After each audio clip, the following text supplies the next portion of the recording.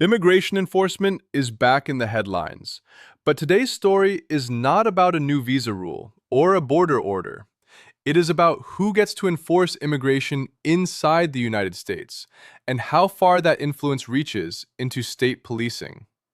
Two proposals appeared this week, one in Maryland and one in Congress, and immigrant communities are already asking the same question. Does this change my case, my safety, or my day-to-day life? In this video, I will explain what is proposed, what is real, and what you should watch next so you can plan without panic. Welcome to US Policy Brief. I'm Fernando, and my goal is to break down policy moves in plain English, without rumor, without partisan shouting, and without false promises. This update matters because debates are shifting away from only who can enter toward who enforces and who gets hired in law enforcement roles. Those choices affect community trust, reporting crime, and daily interactions with police, even when immigration law itself stays the same. I will cover the Maryland bill, the proposed federal bill to abolish ICE, and what both could mean if they move forward, and how to protect yourself today. Quick disclaimer: nothing here is personal legal advice, and I am not your attorney. If you have an active removal case, a prior deportation order, a criminal charge, or a complex immigration history, get individualized counsel before making decisions. Also, remember that video clips of enforcement encounters often show only the most dramatic seconds, not the legal context, the paperwork, or the outcome. We will focus on what is officially introduced, what has not passed, and how the process works step by step. That way, you can separate politics from practical impact on your visa, green card, or citizenship timeline. Here is what happened. In Maryland, lawmakers introduced legislation that would restrict state and local law enforcement agencies from hiring certain former ICE personnel. At the federal level, a member of Congress announced plans to introduce a bill that would abolish ICE and move or eliminate its functions. These proposals are different in scale, but related in theme. They question whether immigration enforcement should remain embedded in the structures it has today. Supporters describe them as public safety and accountability measures. Opponents describe them as political and impractical. Neither proposal changes your immigration application today, but both shape the environment. Let's start in Maryland. The bill would bar state or local police departments from hiring people who previously served as ICE agents during certain recruitment periods. The exact language matters because some versions focus on roles tied to expanded enforcement initiatives, not every person who ever worked for DHS. Supporters say the goal is to keep a bright line between local policing and federal immigration enforcement. They argue that when immigrant residents fear that local officers are effectively immigration agents, they stop reporting crimes, avoid witnesses, and avoid seeking help. In their view, that makes everyone less safe, citizens included. Supporters also say the bill is about trust and legitimacy. They point to studies and local experience showing that when communities believe police are focused on public safety, cooperation rises. And when communities believe police are tied to deportation, cooperation falls. They emphasize that the proposal does not change federal law, and it does not stop ICE from operating. It only sets a state hiring rule, similar to how states set standards for training, discipline, and use of force. In short, they see it as a local public safety policy, not an immigration policy that redefines who should wear badges. Opponents of the Maryland bill argue it unfairly targets one class of former federal employees. They say law enforcement skills, investigative experience, and training should not be disqualifying simply because they were gained at ICE. They also argue that hiring decisions should be based on conduct, performance, and qualifications, not political optics. Some opponents warn the rule could shrink the candidate pool in a time when departments already struggle with recruitment. Others claim it creates a precedent where states blacklist people based on the agency they worked for, even if they followed the law and policies in place at work. Even if the Maryland bill passes, its reach is limited. It would apply only to state and local agencies in Maryland, and it would likely face legal challenges about employment discrimination, state authority, and definitions. Also, many local police departments already have policies that limit collaboration with federal immigration enforcement. So this would be another layer, not a reversal. But symbolically, it is notable. It shows states are experimenting with personnel rules to reshape the relationship between local policing and federal immigration operations. That is new territory, and it signals the debate is spreading beyond the border and beyond Congress. For immigrants living in Maryland, the immediate effect is likely none, because the bill is not law yet, and it does not control federal enforcement. Your visa, green card, asylum case, or citizenship case continues under existing federal rules. But the longer-term question is trust. If state police and immigrant communities cooperate more, you may feel safer reporting crimes, seeking protective orders, or calling 911 during emergencies. That can reduce exploitation. It can also influence local politics and future state policies.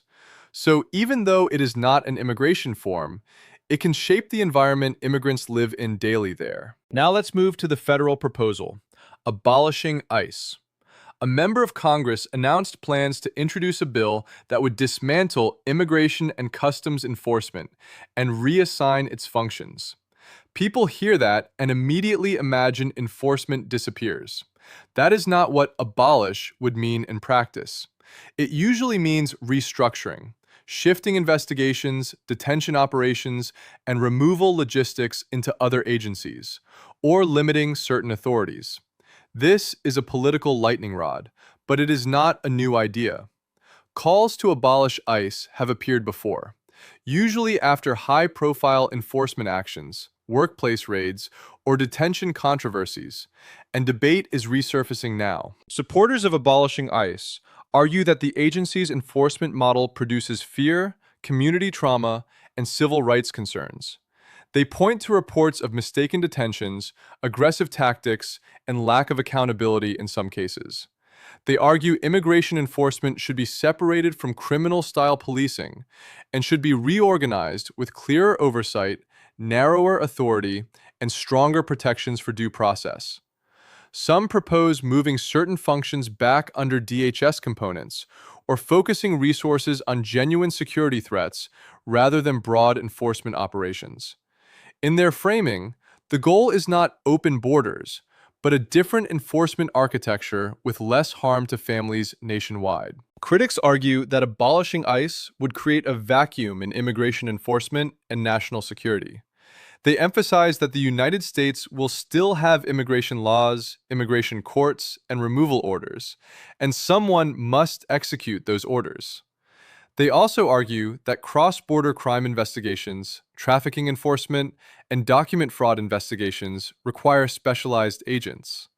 In their view, the problem is not the existence of an enforcement agency, but how it is managed, and the answer should be reform and oversight, not elimination.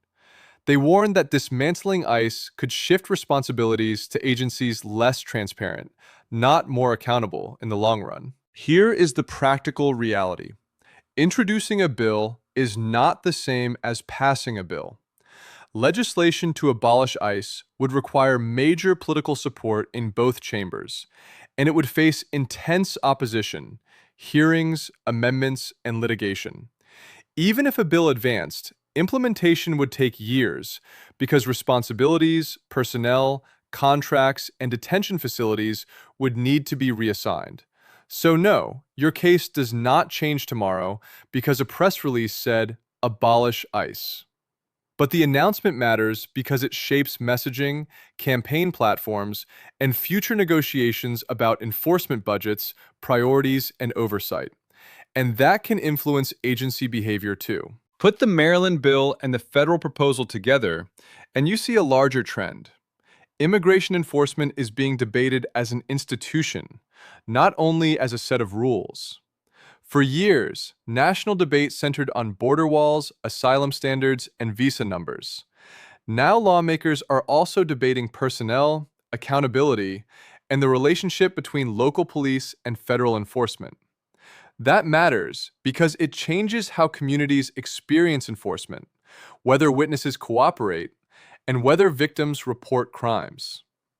Even if your application stays the same, the climate around enforcement can shape how safe you feel and how enforcement is visible in neighborhood. Now, what does not change right now? USCIS continues to process immigration benefits, visas, work permits, green cards, and citizenship. Immigration courts still exist. Detention policies and removal procedures remain governed by current statutes, regulations, and court decisions. Maryland cannot cancel ICE, and a congressional proposal does not rewrite rules without passage. So, if you have an application pending, keep responding to notices, keep your address updated, and keep your documentation organized. Do not pause your life based on political theater. The steps that protect you today are the same steps that protected you last month: compliance, records, and deadlines. Still, enforcement climate affects behavior. If you are undocumented or in a fragile status, you may fear any interaction with police. State proposals like Maryland's aim to reduce that fear by separating local policing from federal immigration enforcement identities. Whether such bills pass or not, your safest approach in any state is to understand your rights. You can report crime, you can seek a protective order, you can call for emergency help. If you are arrested, you should remain silent and ask for an attorney. Do not carry fake documents and do not claim citizenship if you are not one. Many viewers ask about sanctuary and cooperation policies. Those are separate from abolishing ICE. Some localities choose not to honor immigration detainers, or they limit information sharing.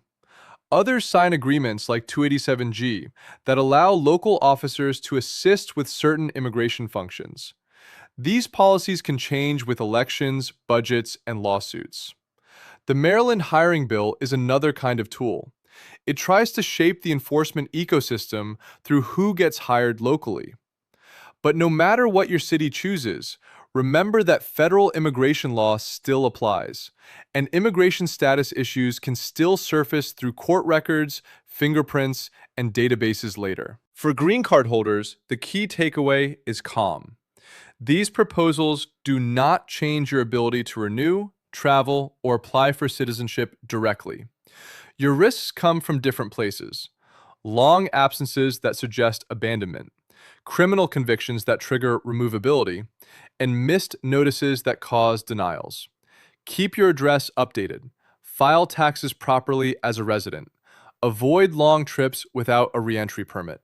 If you have an old arrest, obtain certified dispositions before you travel. If you are eligible for citizenship, prepare carefully, because naturalization reopens your history for review. Those are the practical controls you have, regardless of headlines. For visa holders and applicants, the immediate impact is also minimal, but the climate matters.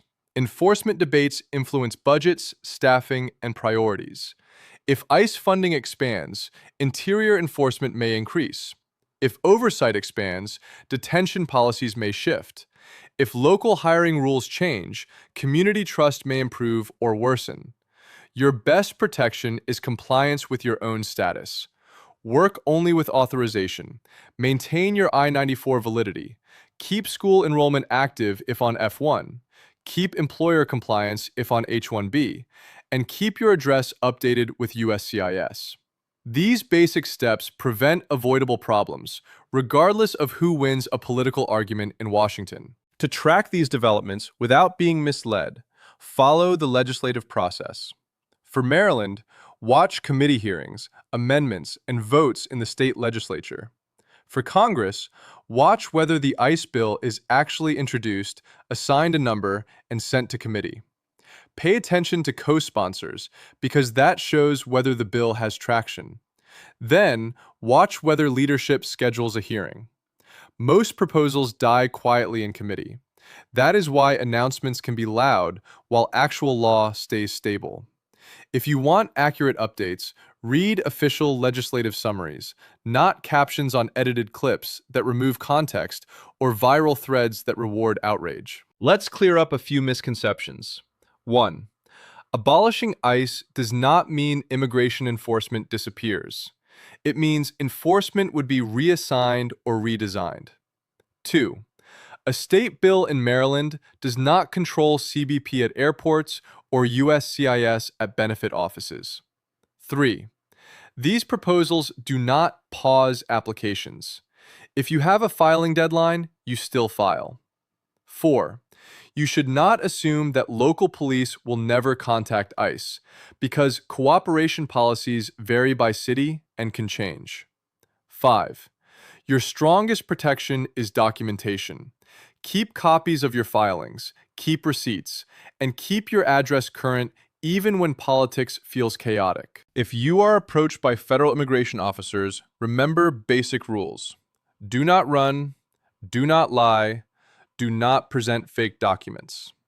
If you are not a citizen, you may have the right to remain silent and the right to consult an attorney. But how that plays out can depend on circumstances. If officers come to your home, you can ask to see a warrant signed by a judge before opening the door. If you are stopped in public, ask calmly if you are free to leave.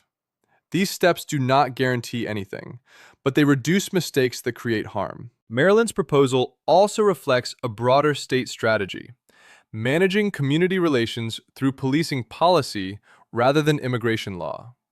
Some states limit cooperation through detainer policies. Some invest in immigrant liaison units. Some expand language access and victim services. Others go the opposite direction and increase cooperation. The Maryland bill sits inside that spectrum. If passed, it would send a message to immigrants that local police are not an extension of ICE. Whether that message improves safety depends on implementation and training. But the trend is real. Immigration enforcement debates are reshaping local governance, hiring, and public safety narratives across states. At the federal level, abolish ICE proposals often serve another function, forcing a debate about oversight, detention conditions, and accountability. Even if the bill fails, it can lead to hearings, inspector general reports, or budget conditions that change how enforcement operates. Congress controls funding. It can demand reporting, restrict certain practices, or require transparency. So watch not only whether abolition passes, but whether enforcement budgets change and whether new oversight rules appear in appropriations. Those quieter changes can affect how often raids happen, how detention is managed, and how priorities are set, even without changing the law's core structure at all. So what are realistic scenarios over the next months? Scenario 1. Maryland's bill fails or is narrowed, but it sparks similar proposals in other states. Scenario 2. Maryland passes a version and it becomes a model for other personnel policies tied to immigration. Scenario 3. The ICE abolition bill is introduced but dies, yet it produces oversight hearings and new reporting requirements. Scenario 4. Neither passes, but the political debate intensifies, and enforcement priorities shift through budgets and executive guidance. Your immigration case is most affected not by rhetoric, but by operational choices: staffing, space, court backlogs, and cooperation policies. In terms, stay informed, but do not self-sabotage. Do not cancel USCIS appointments because you think enforcement will change tomorrow. Do not ignore your court date because you think a bill will abolish an agency. Do not stop filing forms because politics is loud. Immigration consequences come from missed deadlines and unresolved records. Keep your documents, keep your receipts, and keep copies of every filing. If you are eligible for naturalization, build your packet carefully and ensure your taxes and travel history are consistent. If you are in a vulnerable status, build a safety plan with counsel. Knowledge reduces fear. Here is the bottom line. The Maryland bill and the Abolish ICE proposal are signals of a widening fight over enforcement structures, not immediate changes to your immigration benefits. They matter for community trust, politics, and future policy bargaining, but they do not replace your daily responsibilities. Keep your status valid, keep your address current, and avoid avoidable legal trouble. Watch official sources, not edited clips. If you are anxious, build a checklist and a folder, because organization is what protects immigrants when the system is unpredictable. And remember that you have rights and options, even when rhetoric gets loud today. If this video helped you understand what is happening, subscribe to US Policy Brief for calm, verified updates. Like the video so more people see information before they panic.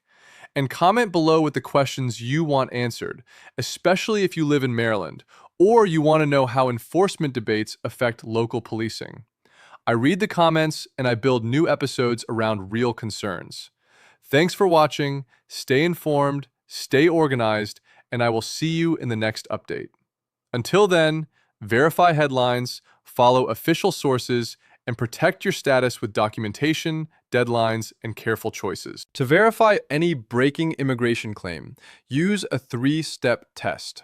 First, identify the source document: a bill text, a committee report, a court order, or an agency memo. Second, confirm the status: introduced, passed one chamber, passed both, signed, or implemented. Third, check the effective date and the agency instructions, because many policies require new forms or guidance. If a post cannot link to those items, it is commentary, not law. Save links from official sites, take screenshots of announcements, and avoid sharing unverified claims in family groups. Accuracy prevents panic and protects community decisions before consequences arrive for you. Finally, watch the quieter indicators that often matter more than slogans. Pay attention to enforcement budgets, detention capacity, and immigration court staffing, because those determine how quickly cases move and how aggressively operations expand. Watch whether your county signs or ends 287G agreements, because that can change how local arrests connect to immigration holds. Watch state policies on language access and victim protections, because those affect safety in daily life. And if you ever feel uncertain, default to documentation. Keep copies of everything, meet deadlines, and seek help early. In immigration, early action is the cheapest protection you can take.